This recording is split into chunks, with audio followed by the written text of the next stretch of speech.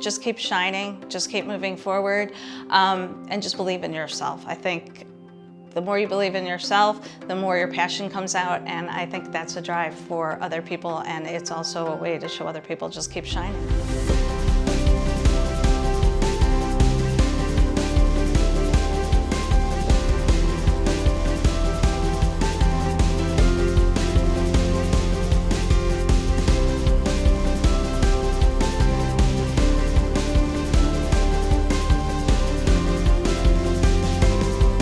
Welcome back to Live at the Hive. I'm your host, Janice Jokkel, and today's Community Connector has a really impactful story, and I cannot wait for you to hear. She is going to make a huge impact in our community here in Medina County. So welcome to the show, Wendy. Hi, thank you. So tell us what's your vision and what are you launching? My vision is to actually make an impact in the community and in children's lives and in families' lives as far as education goes. And my vision is to create an environment where children are actually learning with student-centered, individualized, project-based learning, where it's more hands-on and not so one-size-fits-all type approach. Okay. In what age bracket are you targeting? You've got a sweet spot. It will be kindergarten through third grade. Okay. And why that age bracket? What is the why is that so specific? Well, first of all, my background is in early childhood. So I've taught kindergartners, I've worked with preschoolers, I've also worked with some after schoolers as well.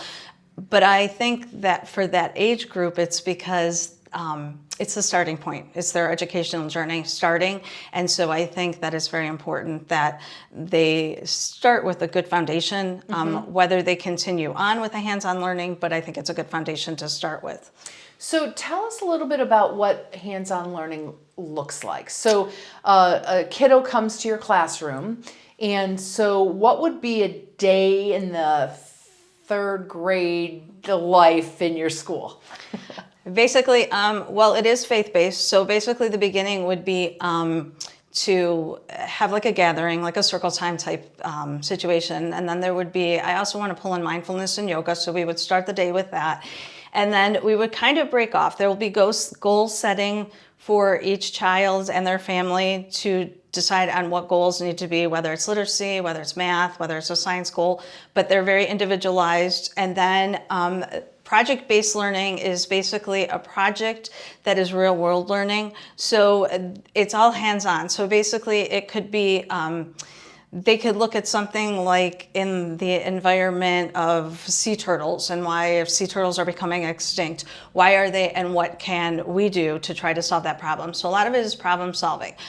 So basically what it would be is obviously they do some kind of research, so that would be literacy based, getting out into the community, talking with any maybe zookeeper people, anybody that is knowledgeable in that area. They'd pull community based people involved in that, maybe interview them, talk to them, and then they would also create some kind of project-based 3D kind of like art project or something like that to pull into it.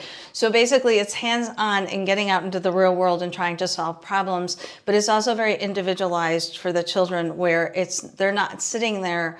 We're not having 25, 35 children in a classroom to where everyone is listening to just one person talking. Everybody kind of comes together, collaborates together, and tries to solve some form of a problem. Kind of very similar to like a STEM program, but you're really trying to solve real world problems in whatever capacity that may feel like. Yeah, so it sounds like my kids, when they were younger, before they got into elementary, we had them in a Montessori setting.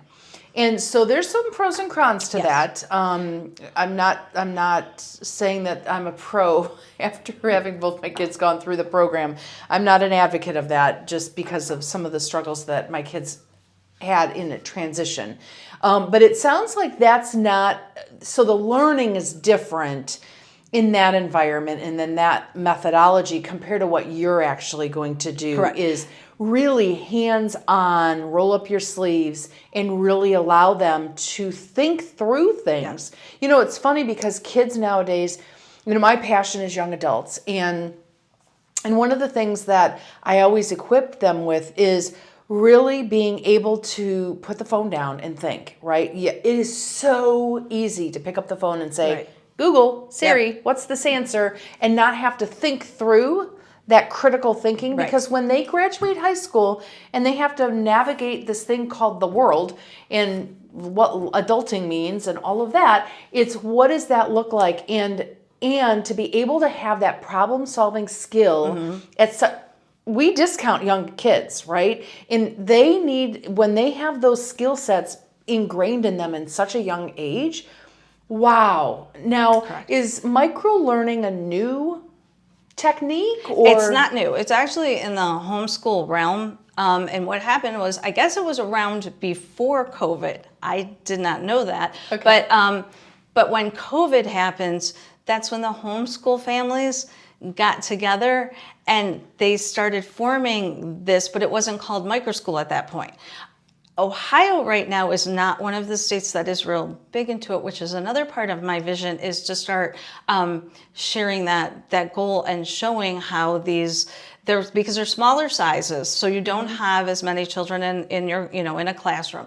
And it's going to kind of push to where they are being able to individually learn in their own style, in their own way, not again in being in a class of 30 where everybody's learning the exact same way and teachers can't always get to each child individually if they are not, you know, progressing.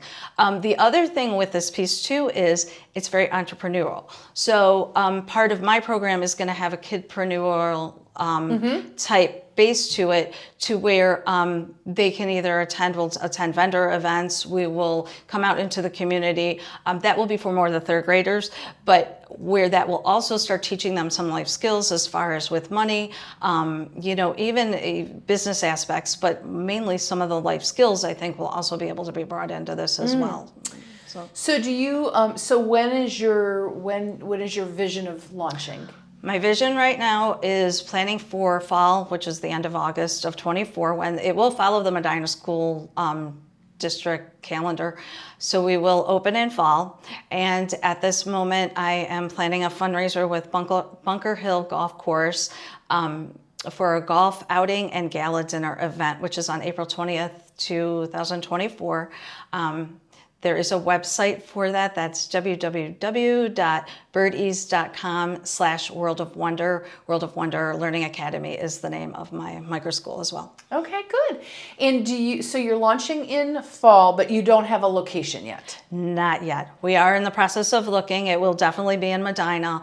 And we've had some places that we've, you know, been interested in, but continuing that journey right now. Good. And so is this going to be a private type where there'll be a fee? Yes, there will be tuition. There'll be tuition. Yes, Okay, there'll be a tuition fee. Yes. Okay, awesome. Yes, and I am looking into, I know the state of Ohio offers some scholarships as well, so I am looking into that as well. Okay, good. So what drove you to this? Well, my background is in, like I said, early childhood. My story with education has been a twist and turn, but my passion in the way these schools are ran and my passion for education. And so it's just something that just keeps pushing me and driving me and wanting to make an impact for children and families in a positive way. Wow. Well, I am so excited for Thank you. I am so excited. We met several years ago, and I knew that there was a spark in you that had something more. So I am so happy to be on this journey and help you get to where you need to go. So our show ends always with a words of wisdom. So what words of wisdom would you like to end our show with today? I think my words of wisdom for anyone and everyone out there is just keep shining, just keep moving forward, and just believe in yourself. I think the more you believe in yourself, the more your passion comes out, and I think that's a drive for other people, and it's also a way to show other people just keep shining and never forget to stay in wonder. Yeah, that's awesome. Well, I am so excited for you. I'm so excited to see and watch all the transformation of this new school that's going to happen. And, you know, my background is faith-based, and I am such an advocate for this because, you know, there's a place for education, and sometimes kiddos today need something different. And you're paving that way, so that's pretty cool. Thank you. Until the next time we have a community connector on our show, thank you for choosing to watch our show. We really appreciate you as a viewer. And until that next time, toodles.